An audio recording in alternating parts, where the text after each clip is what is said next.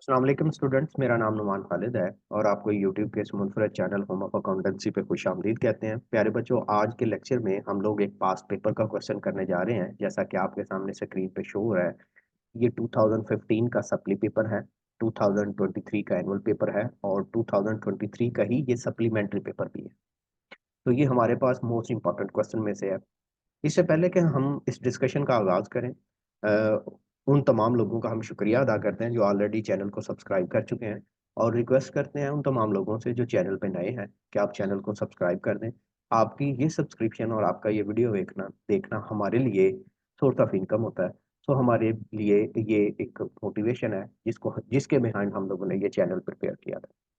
उसके साथ साथ ये बहुत सारे उन बच्चों के लिए भी एक्सेसिबल है, फ्री ऑफ कास्ट है, जो चीज़ें यूट्यूब से लर्न करते हैं या हैवी फी पे करके किसी एकेडमी को ज्वाइन नहीं कर सकते, उनके लिए भी बेनिफिशियल है। एनी हाउ, बात करते हैं अपने क्वेश्चन की। ये आपके पास MRF और सोहेल अफजल साहब की बुक में से क्वेश्चन नंबर 10 है। From the following trial balance of Sohail and company. ये एक सोहेल एंड कंपनी के नाम से कंपनी है। आपने क्या करना है, इसके ट्रायल बैलेंस में से you are required to prepare trading and profit and loss account for the year ended 31 December 2017 and a balance sheet as that date, और उस डेट की आपने बैलेंस शीट भी बनाना। इसमें फर्स्ट एलिमेंट है आपके पास लैंड एंड बिल्डिंग। ठीक है जी। ये जो लैंड एंड बिल्डिंग है, ये आप जानते हैं कि ये हमारे पास फिक्स एसेट है। ठीक है। और फिक्स एसेट जितने भी हैं ये बैलेंस शीट में आएंगे। अच्छा, मैं ऐसा करता हूँ कि जूम इन कर लेता हूँ जरा, ताकि व्यू और क्लियर हो जाए। अच्छा जी, कुछ इस तरह से एक और प्लस कर लेते हैं ताकि और क्लियर हो जाए। यस, अब जरा ज्यादा कंफर्टेबल है। प्लांट एंड मशीनरी, बेटा जी, प्लांट एंड मशीनरी बी फिक्स एसेट है।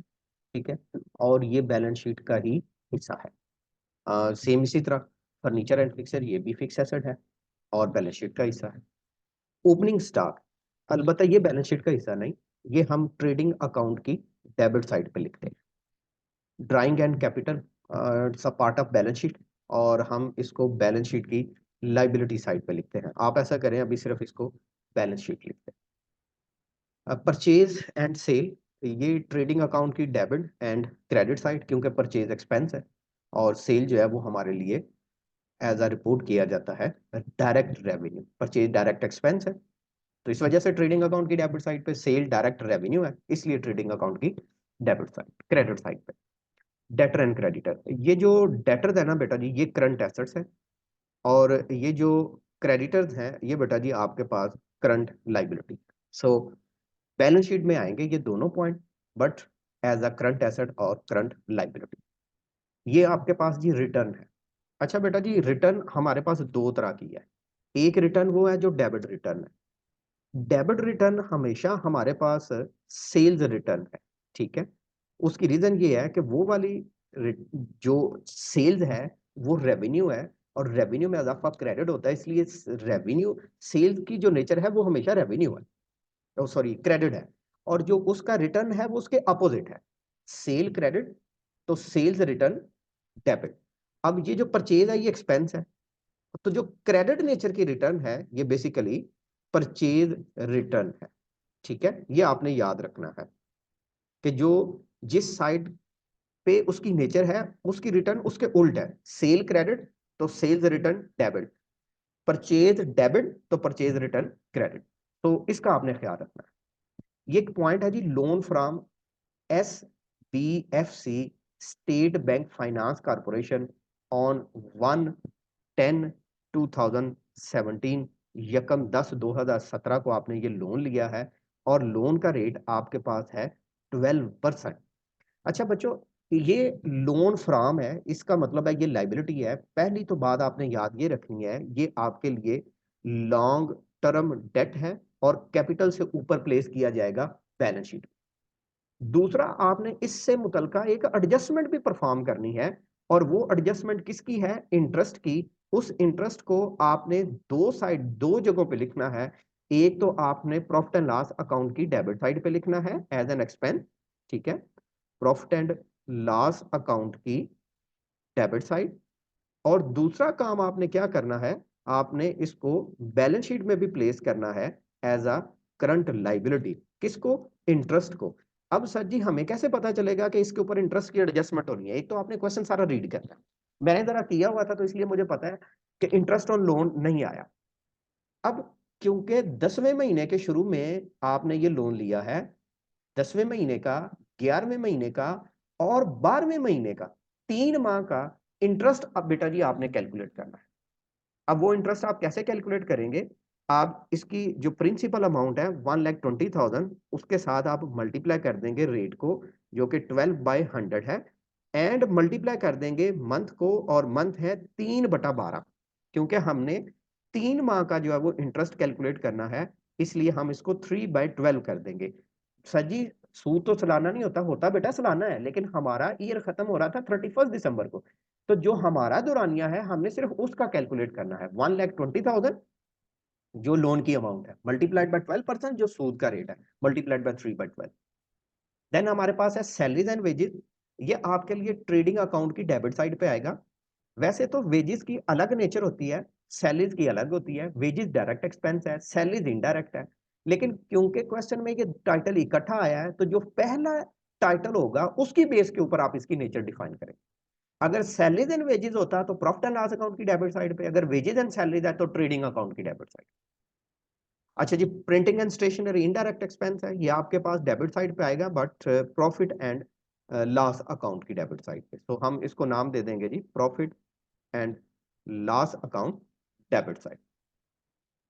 बैड डेट्स, या फिर इसको हम, ये आपके पास क्वेश्चन में तो बैड डेट्स ही टाइप होगा, आपने ना इसको नाम देना है ओल्ड बैड डेट्स का। ये आपने ना जरा याद रखना है, हम क्योंकि बैड डेट्स की जरा एडजस्टमेंट करेंगे तो उससे जरा आपको इसको एडजस्टमेंट लर्न करने में आसानी हो जाएगी।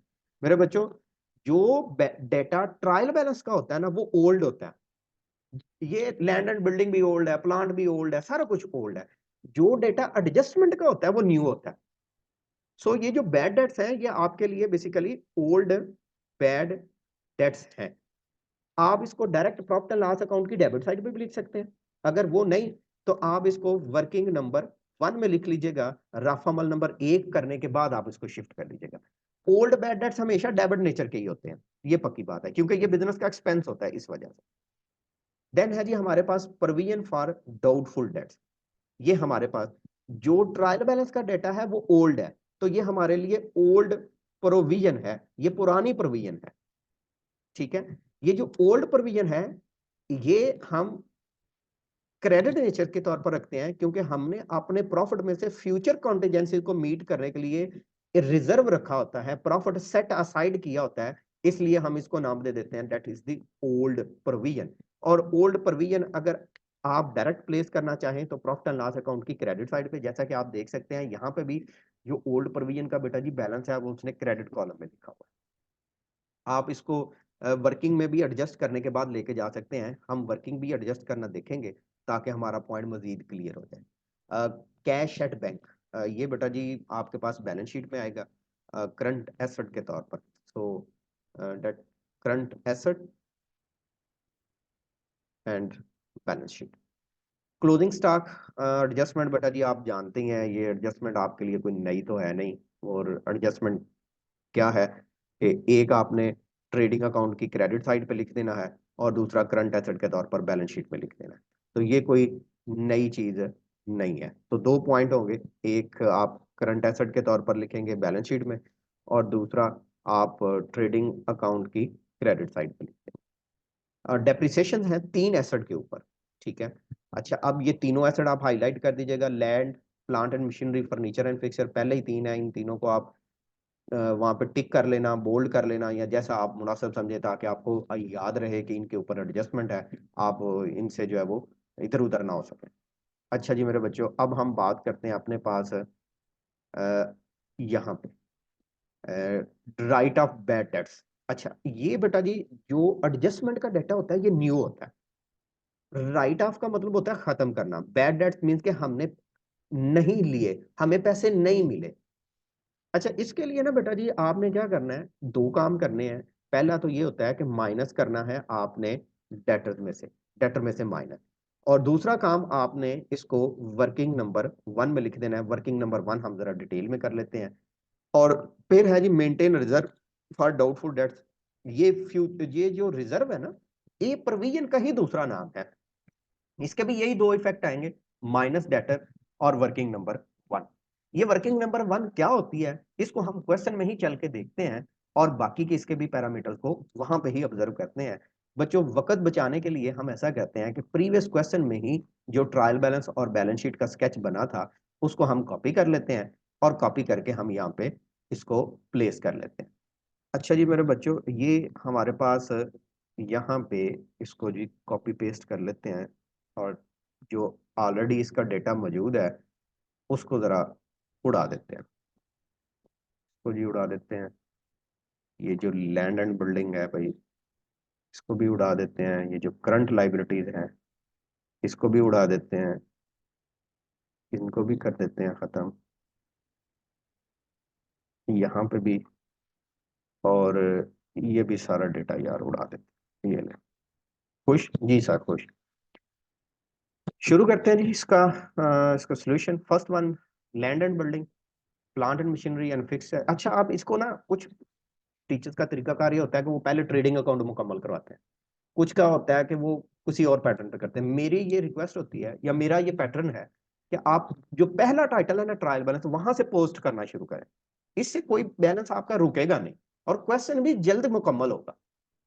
अच्छा जी, फर्स्ट पॉइंट है land and building, plant and machinery and furniture and fixture. तो डायरेक्ट हम इसी को पोस्ट करते हैं और इन्हीं के बैलेंसेस को हम यहाँ पे शिफ्ट करते हैं। ये फिक्स एसेट है और फिक्स एसेट के तौर पर ये यहाँ पे हम प्लेस करेंगे।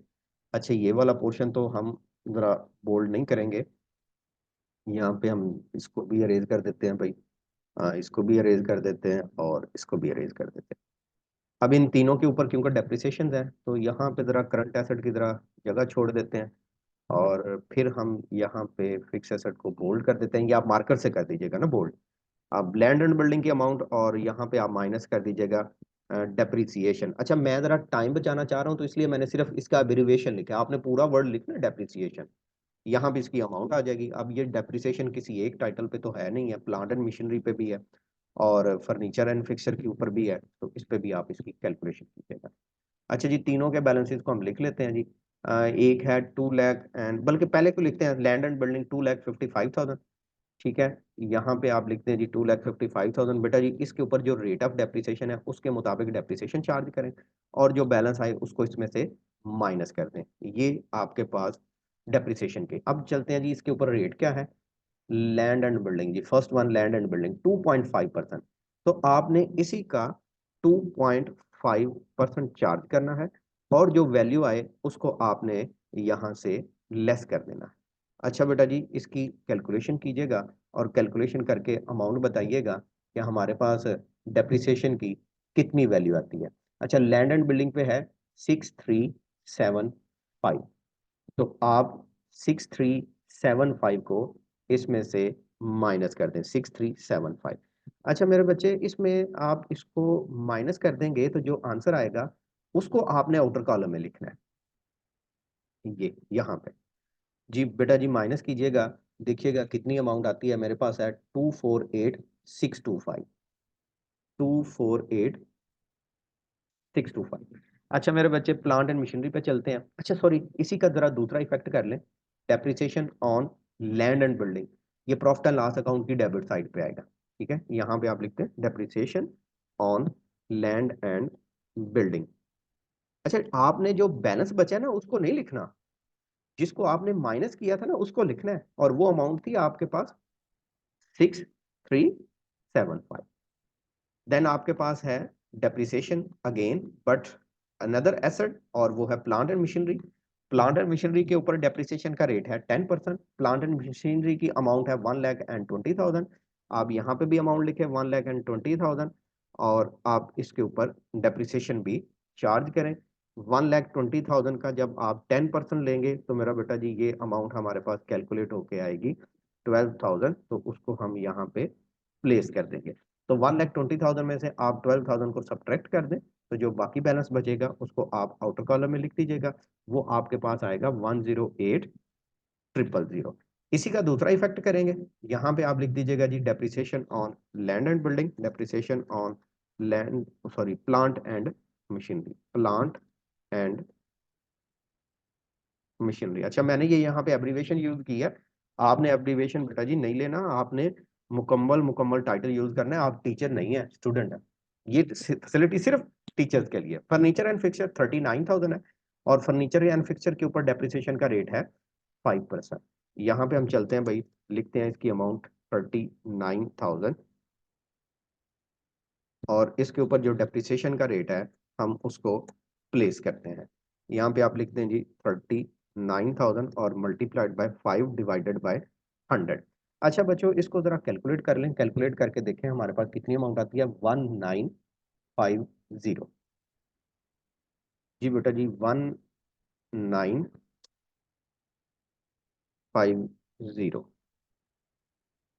1950। अच्छा जी, 39,000 में से इसको माइनस कर दें। 39,000 में से माइनस करेंगे तो 37050, 37050, ये हमारे पास अमाउंट आती है। इसको लेस करने के बाद डेप्रिसिएशन का जो दूसरा इफेक्ट है वो प्रॉफिट एंड लॉस अकाउंट के डेबिट साइड पे भी आप लिख दीजिएगा, depreciation on furniture and fixture, वो आप खुद ही पूरा कर लीजिएगा। और जो इसकी अमाउंट है वो आप यहाँ पे लिख दीजिएगा 1950, 1950। अच्छा, अभी हमने 3 टाइटल प्लेस किए हैं, plant and machinery, land and building, furniture fixture, opening stock और ट्रेडिंग अकाउंट की डेबिट साइड पे। ओपनिंग स्टॉक यहाँ पे आप लिखते हैं जी ओपनिंग स्टॉक। जब आप यहाँ पे ओपनिंग स्टॉक लिख रहे हैं तो साथ ही आप ऐसा करें कि भाई परचेजेस को भी लिख लें, और इस क्वेश्चन में रिटर्न भी है वो आप माइनस कर दें, माइनस रिटर्न। जो रिटर्न आएगी उसको तब हम लिख लेंगे। अच्छा जी मेरे बच्चे, अभी हम बात करते हैं अपने पास ओपनिंग स्टॉक की, और ओपनिंग स्टॉक की हमारे पास वैल्यू है 1,20,900। ये जरा अमाउंट कंफर्म कर दीजिएगा ताकि एरर ना हो, किसी जगह एरर हो तो आप बराह करम बता दीजिएगा। अच्छा जी, ओपनिंग स्टॉक के बाद हमारे पास कौन सा टाइटल था, ड्राइंग्स एंड कैपिटल। अच्छा, ये तो बैलेंस शीट का हिस्सा है। यहाँ पे हम ऐसा करते हैं भाई, कैपिटल को जरा नीचे ले जाते हैं। कैपिटल की अमाउंट है हमारे पास 4,20,000, और जो ड्राइंग्स की अमाउंट है वो है 96,000। वो कहाँ पे है जी, ये वाली जी 96,000। ड्राइंग्स जो है वो हमेशा कैपिटल में से माइनस होता है, सो 96,000 में से इसको माइनस कर दें। जो आंसर आएगा उसको हम यहाँ पे प्लेस कर लेंगे। अगर आप इसका आंसर देखें तो आपके पास कितना आता है वो यहाँ पे लिख लीजिएगा। अच्छा जी मेरे बच्चे, अब हम बात करते हैं अपने पास नेक्स्ट पॉइंट की। ड्राइंग एंड कैपिटल के बाद हमारे पास कौन सा पॉइंट है जी, वो है परचेज एंड सेल। 3,30,000 एंड 6,12,000। लें जी बच्चे, हम यहाँ पे भी प्लेस कर देते हैं जी परचेज, क्योंकि इनर कॉलम में आएगा परचेज रिटर्न है। जब रिटर्न आएगी ना बेटा जी, आपने तब लिखना है, अभी लिखने की जरूरत नहीं है। अभी लिखेंगे तो हो सकता है कि आप कोई पॉइंट स्किप कर दें, आपको याद ना रहे। 3,30,000, यहाँ पे आप सेल्स लिख लें, अभी से माइनस कर दें इसके जो रिटर्न है, और देन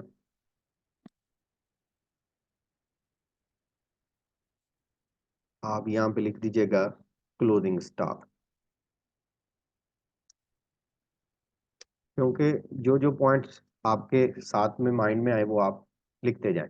अच्छा जी, 6 लाख वैल्यू नहीं लिखनी, अब वो टाइटल आपने लिखना है, 6,12,000। अच्छा, जब माइनस इसमें से रिटर्न करेंगे तो जो आंसर आएगा उसको हम तब प्लेस कर लेंगे, अभी सिर्फ हम इतना कर रहे हैं। अच्छा जी बच्चे, नेक्स्ट है हमारे पास डेटर एंड क्रेडिटर। लो भाई, डेटर के ऊपर तो एडजस्टमेंट है, यही तो लंबा चौड़ा जो काम शुरू होना है वो कर लेते हैं पहले। डेटर है 91,200। अच्छा, आपने ना काम ये करना है, जैसे मैंने आपको बताया ना कि ये डेटर के ऊपर तो एडजस्टमेंट है, लंबा चौड़ा काम शुरू हो जाएगा। तो सबसे पहले ना आपने इसकी जो ओरिजिनल वैल्यूज है वो लिखना है, डेटर्स की भी, और साथ ही ना आप क्रेडिटर्स की भी लिख देना, ताकि आप भूल ना जाए। नहीं तो ऐसा होता था, मैं अपनी बात बताता हूँ कि मैं एक वैल्यू तो लिख लेता था, दूसरी वैल्यू मैं लिखना भूल जाता। तो एक है 91,200, वो वाली वैल्यू जो डेटर से मुतलका है।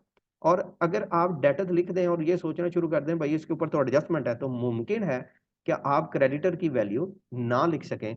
इसलिए पहले आप दोनों ओरिजिनल वैल्यूज लिख दीजिएगा, क्रेडिटर आउटसाइड पे लिख दें, और ये जो डेटर है ये आप इनर कॉलम में लिख दें। अच्छा बच्चे, बात करते हैं डेटर की। डेटर डेटर से मुतलका ना बेसिकली आपके पास जो वर्किंग नंबर वन होती है ना, या जो हम रफ अमल नंबर एक अंडरस्टैंड करते हैं, वर्किंग नंबर वन, उसमें बेसिकली हम अपने पास चार चीजें जो है वो कंसीडर करते हैं। फोर थिंग जो है ना वो कंसीडर करते हैं। बल्कि आप इसको थोड़ा सा इस तरह से कर लें, जरा आपको समझने में मजीद आसानी हो जाएगी। यहाँ पे सिर्फ एक पॉइंट ऐसा होगा जिसको हम माइनस करेंगे, ठीक है, और जिसको हमने लेस करना होता है वो हमारे पास होता है old provision minus old provision. सिर्फ ओल्ड प्रोविजन लेस होती है। हमारे पास दो बेसिकली चीजें होती हैं, एक होता है बैड डेट्स, या आप इसको नाम दे दीजिएगा ओल्ड बैड डेट। देन आप यहां पे लिख दीजिएगा जी न्यू बैड डेट्स। देन आप लिख दीजिएगा जी न्यू प्रोविजन। प्यारे बच्चों, जो ओल्ड बैड डेट्स है ना ये आपको ट्रायल बैलेंस में से मिलेंगे। जो न्यू प्रोविजन है ना, न्यू बैड डेट्स है, ये आपको एडजस्टमेंट में से मिलेंगी। जो न्यू प्रोविजन है वो भी एडजस्टमेंट में से मिलेगी, जबकि ओल्ड प्रोविजन जो है ये आपको ट्रायल बैलेंस में से मिलेगी। इस बात का आपने ख्याल रखना है कि ओल्ड डेटा जितना भी है वो ट्रायल बैलेंस में से, और नया डाटा जितना भी है वो एडजस्टमेंट में से। ये जो ऊपर आपने तीन चीजें लिखी है ना, इन तीनों की नेचर हमेशा डेबिट होती है। डेबिट और डेबिट। सिर्फ ओल्ड प्रोविजन की जो नेचर है ये क्रेडिट होती है। ये आपने पुराना प्रॉफिट में से रिजर्व सेट असाइड किया होता है, तो प्रॉफिट की क्योंकि नेचर क्रेडिट है इसलिए हम इसको भी नेचर जो है वो क्रेडिट ही कंसीडर करते हैं। अच्छा जी मेरे बच्चों, अब बारी आती है डेटर्स के ऊपर एडजस्टमेंट पुट करने की। पहली बात तो ये कि जो एडजस्टमेंट नंबर 3 है उसमें कहता है 7200 को आप खत्म कर दें डेटर में से, ठीक है, ये आप अरेज कर दें, माइनस कर दें, राइट ऑफ कर दें। यहां पे आप लिख दें माइनस न्यू बैड डेट्स। आपके पास ये अमाउंट है 7200। बेटा जी इसको माइनस करके देखें आपके पास कितना बैलेंस बचता है। जो माइनस करने के बाद बैलेंस आएगा ना बेटा जी, उसको आपने यहां पे लिखना है, ठीक है, वो आप यहां पे प्लेस करेंगे। इसको जी बेटा जी कैलकुलेटर से कैलकुलेट कर लें, और मेरे पास ये अमाउंट आती है 84,000। आप यहां पे लिख दीजिएगा 84,000। अब बेटा जी आपने क्या करना है, इसमें से माइनस कर देना है, लेस कर देना है न्यू प्रोविजन को, न्यू बैड डेट्स को, न्यू एस्टिमेशन को। अब वो न्यू प्रोविजन कैसे आएगी इस पे आपने ख्याल रखना है। 84,000 इसको आपने मल्टीप्लाई कर देना है किसके साथ, जो रेट यहां पे मेंशन किया गया, और वो रेट कितना है बेटा जी 8%। आपने 80 डिवाइडेड बाय 84 डिवाइडेड बाय 8 कर देना है, तो जो आपके पास अमाउंट आएगी उसको आपने यहाँ पे प्लेस कर देना है। अच्छा जी बेटा जी 84,000 का 8% लें तो हमारे पास इसकी अमाउंट आती है कितनी, 67,020 तो इसको आप लिख दीजिएगा जी 6720। हर एडजस्टमेंट के दो इफेक्ट होते हैं, ठीक है। न्यू बैड डेट्स का एक इफेक्ट ये है कि आपने इसको माइनस करना है डेटर में से, और दूसरा आपने न्यू बैड डेट्स के सामने उसको प्लेस कर देना है, और न्यू बैड डेट्स हैं आपके पास 7200। दूसरा प्रोविजन, प्रोविजन एक तो आपने डेटर में से माइनस करना है, और दूसरा आपने वर्किंग नंबर वन में लिख देना है न्यू प्रोविजन, और न्यू प्रोविजन की अमाउंट है 6720। 6720। अच्छा जी बच्चे, अब आते हैं ट्रायल बैलेंस की तरफ। अभी क्योंकि बैड डेट्स की बात हो रही है तो बल्कि हम ट्रायल बैलेंस का डेटा रहने दें, आप डायरेक्ट डायरेक्ट उसको प्लेस करें। नेक्स्ट पॉइंट आता है जी हमारे पास डेटर क्रेडिटर के बाद रिटर्न। 15,000 परचेज रिटर्न है और 18,000 सेल्स रिटर्न है।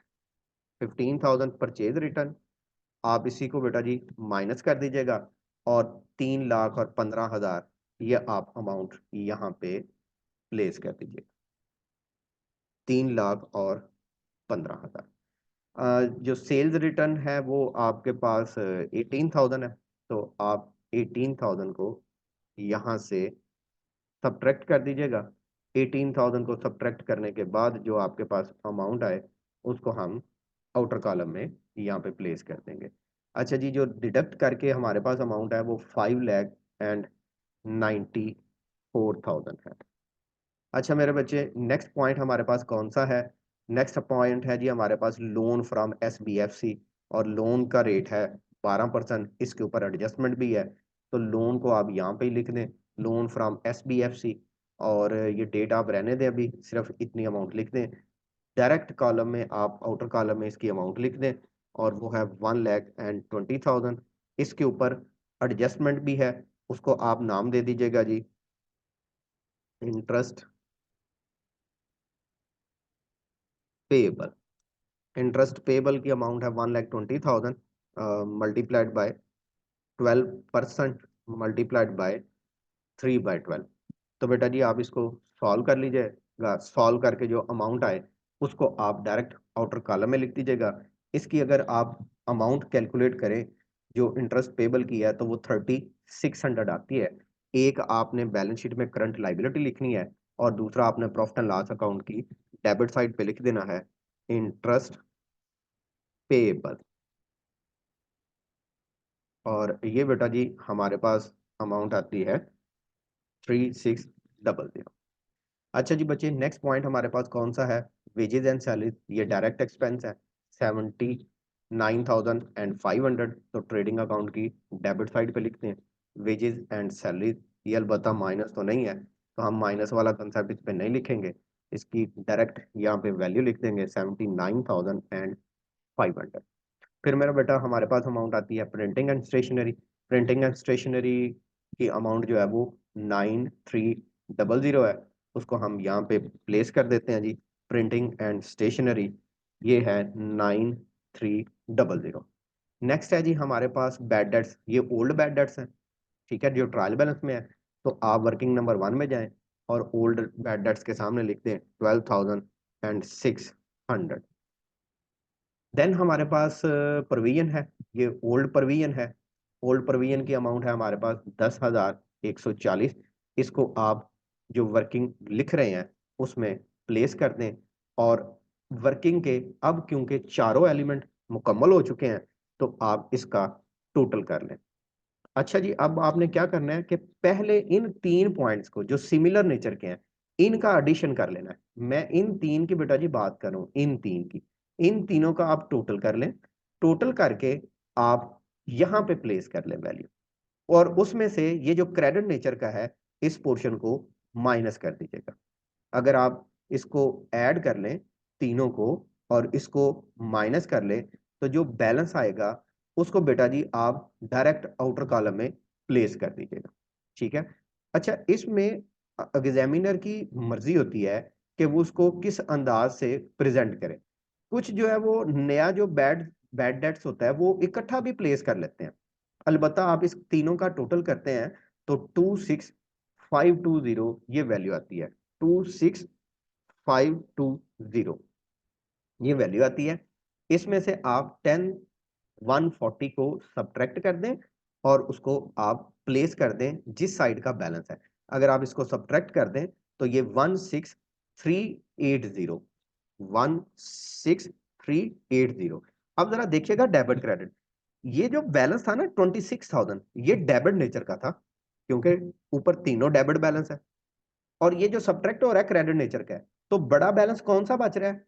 डेबिट नेचर का। तो अब आपने क्या करना है, इस बैलेंस को डेबिट कॉलम में लिख देना है।